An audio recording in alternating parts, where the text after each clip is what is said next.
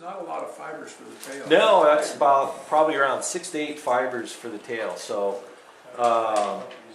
start your thread about a 1/4 inch back from the eye. For a humpy, that's not a lot of material because they're pushy.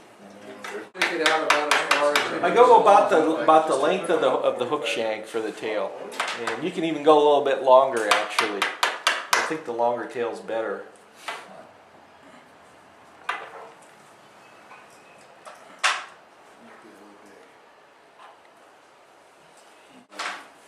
Okay. Depends on how long you make your wing though. Yeah. Yeah, this is the type of fly where if you think you have enough of material, take some more fibers out. Take them? Yeah, you think, well, it looks thin, let's take a little bit more. You know, because I tell you, if you're in the habit of tying like elk or caddis, like I am, that's completely different approach. You know. In this pack. Can we throw this to you? Sure. No, give it to Bill. No. A couple of times. Oh, you're kidding? Did you? When he gave us that fly to fish with, Oh, and they okay. could catch fish. Did you catch fish? Yeah. Yeah. One was down, it was supposed to be an evening with Joe Kimsey, Gene had won it. Oh, And I did not know that. that was down on the upper sack. The one he had us fishing with, he called it pink humpy. You call it what? He never called it a skinny humpy, but they were skinny. He just called it a humpy. He called it a pink humpy. Oh, that was pink done humpy? With pink thread.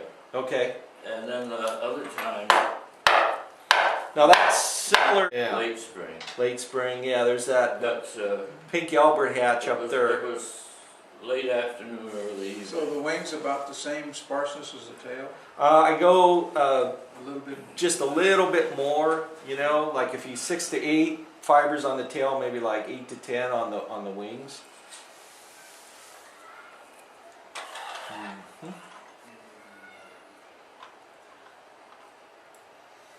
If you've got any fibers, yeah, that are kind of protruding toward the front, trim those off. Should have cut those. Okay. I mean, pull So it back I'm going to or go ahead and make it get shorter. another You're gonna have to trim bunch of hair. these guys off. Well, I wouldn't do that now. No. I can try it. I don't know. I don't see that.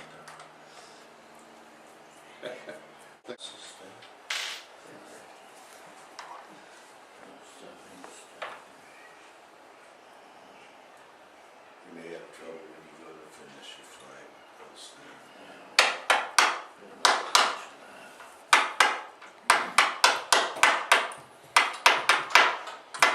Yeah. From our trip, because I thought, that's all Well, the they'd be- snow and chest, I yeah, said, well, this is gonna be high and rolling. I'm not concerned about getting a big clump for the wing because I fill it in with hackle.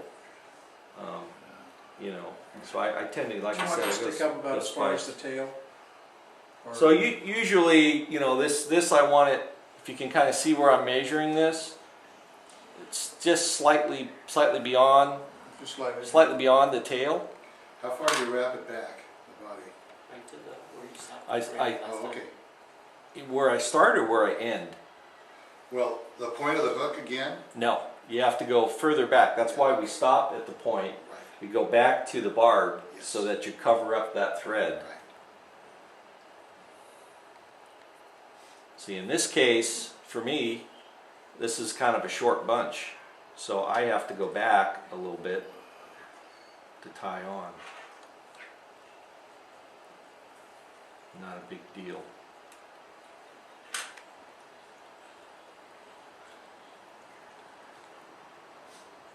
Where do you stay up there, Jeff? Camp out. You camped up? Yeah.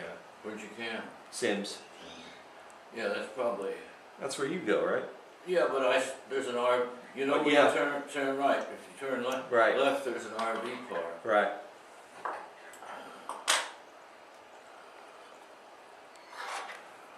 Yeah, I don't know. It's like I said, the size is down, and some Well, of I've it maybe seen due to the regulations. I don't know. I've seen the fish going down.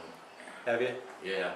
Now, when you put that on, do you pull it up and go under it to get the wing to Have you stick up? fished up there much lately, or? Well, it's the first time I fished it in a few years. But at last time they were small too. Yeah. What was your question? Do you pull that wing forward and go behind it with the thread to have it stick up? Yeah. Yeah, so when we're done here, you know, we'll tie it off, and then we'll go forward and back. He doesn't go behind it. So You don't go behind it. so I pull my shell back. If you want to watch, like so, all right. And I want to make sure to pull the fibers pretty tight and pull them straight, and then take 2 or 3 wraps here behind it. Okay, that's not a real great shell back. It kind of rolled on me a little bit. That's okay. And then now I go ahead and pull this back for my wing. I got a couple of wild hairs there. I hate when that happens. I look at the mirror. Yeah. I keep telling my wife. Okay, then now in the front of it, I'm gonna go probably 8 or 10 wraps here. Make a little bit of a head there that will shove that back. Okay? And so now you end up with this wing.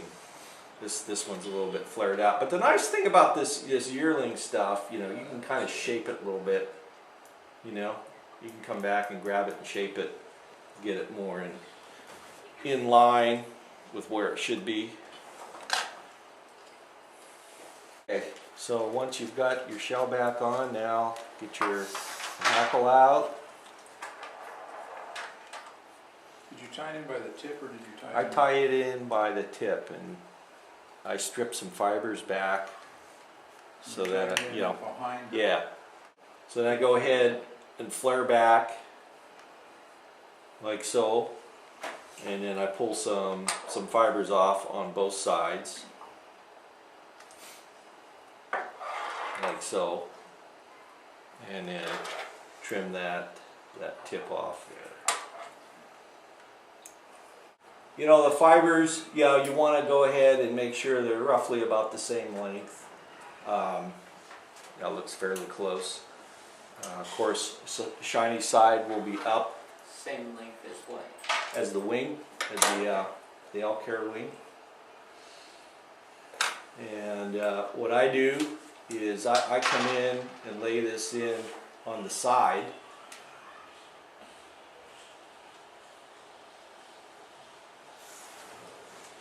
Alright. Now, you're going to want to pull this forward, and you're going to want to take some wraps behind.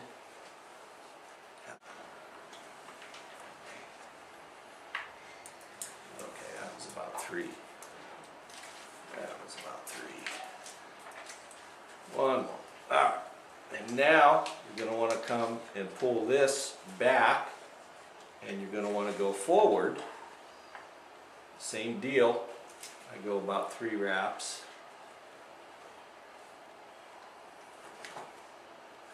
Roughly. 3, sometimes 4. Depends on the mood I'm in.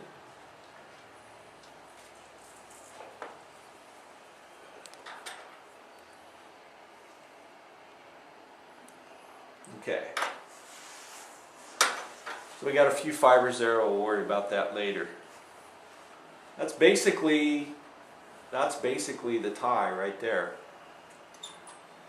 I'm just starting to learn one of these, so bear with me. I found out trying to tie half hitches with a dry fly is a disaster. I lose it about half the time. So I'm starting to do whip finish now. Hopefully all of you guys do whip finish also.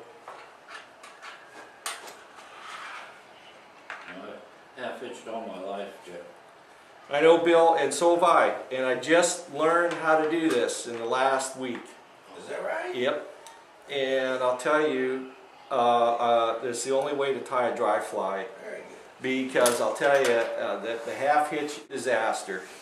You lose a little bit of tension on it, and inevitably the hackle comes unwrapped.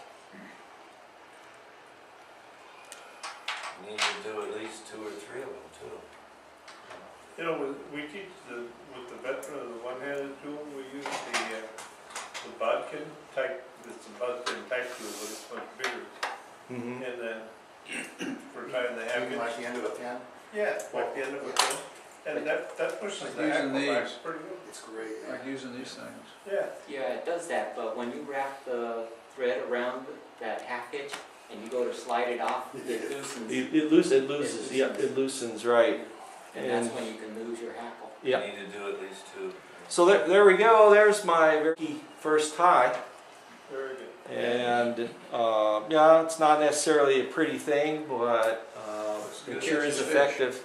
Looks good. Pass that Judge. around. Yeah, your first couple of these. Yeah, You I might thought- get to anyway.